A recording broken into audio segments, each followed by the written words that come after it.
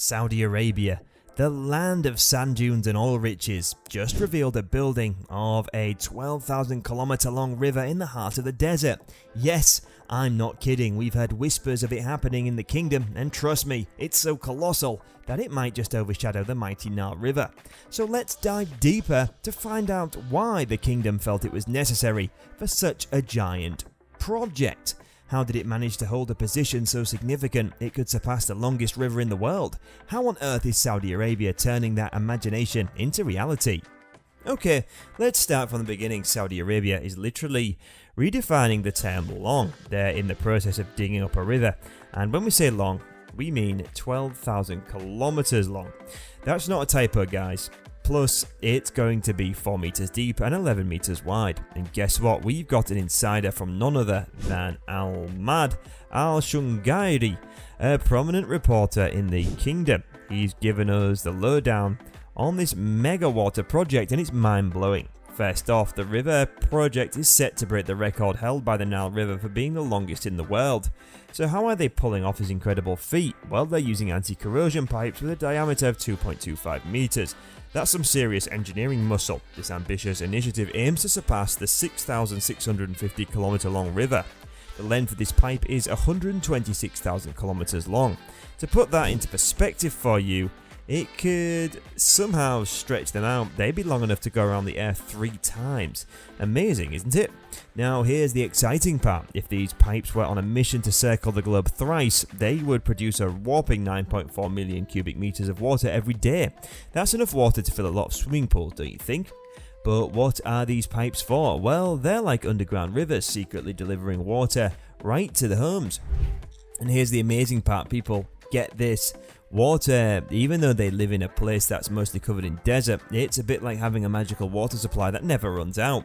According to Ahmad Al-Shungairi, a project like this is a game changer for a desert country like Saudi Arabia. It's not just about making history, it's about ensuring a sustainable future by harnessing the power of water in a place where it's scarce.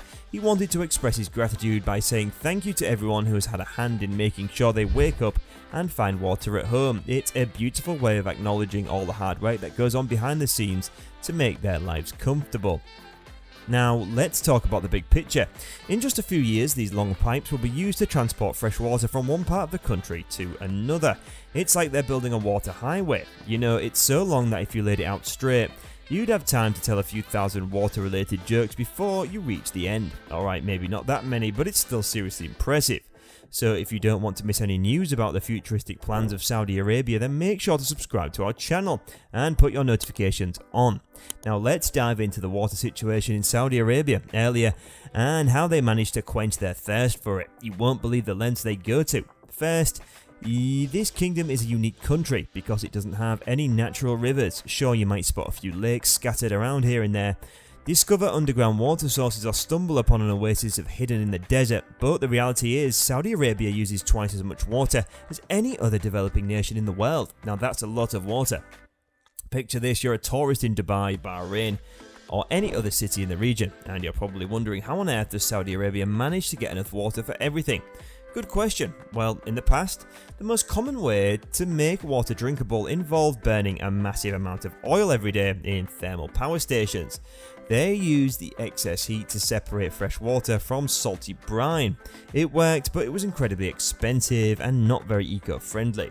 Another method they used is pretty cool, involving tiny holes in special membranes to separate the water from the salt.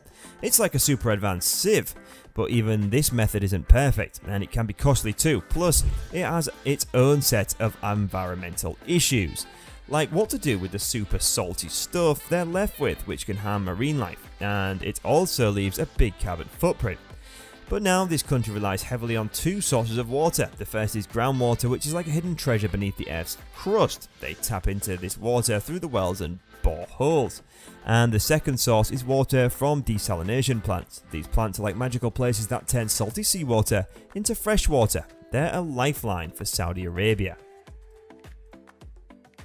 If you look closely, you'll find patches of intense greenery in certain areas that Mother Nature didn't naturally create. From above, its landscape looks like a giant checkerboard with lush farm fields standing out. The secret behind all this green and architectural marvel in the heart of the desert lies beneath the ground. You see, the water needed for these incredible feats is pumped from deep underground, from aquifers that were filled thousands of years ago when Saudi Arabia had a much wetter climate. Now let's talk about desalination. Saudi Arabia is the world's largest producer of desalinated water, generating a staggering 1.006 billion cubic meters of it each year. To put that into perspective, that's a whopping 18% of the entire world's desalination water production. Desalinated water means that they turn salty seawater into fresh drinking water, a remarkable process, but it's incredibly energy intensive, and that means it costs a lot of money. While this approach has allowed it to work towards the ambitious goals of producing food instead of relying on imports, it's not a forever solution. In fact, the clock's ticking and the current methods have a limited lifespan. Now this is where the massive 126,000 kilometer project we've been talking about becomes crucial. According to Al-Shugairi, if you were to distribute the water produced by this project to every person on Earth, each one would get 2 gallons. It's an impressive feat that highlights the importance of this monumental project in securing the water future, not just for Saudi Arabia, but potentially for the whole entire world. The driving force behind the water wonderland is Saline Water Conversion Corporation, a government-controlled entity with a mission to produce the largest volume of desalinated water on the planet. Now let's take a closer look at their operations. Along the eastern coast of the kingdom, these remarkable desalination plants are hard at work, producing 495.3 million cubic meters of water. But that's not all. The coastal stations add another 511.3 million cubic meters to the mix.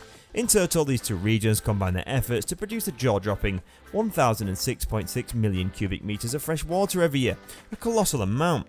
But here's a little extra twist. These 27 desalination plants also generate a whopping 24,884,807 MWh of electrical energy. So they're making power while they're at it. Confused what this means? Okay, let's break it down.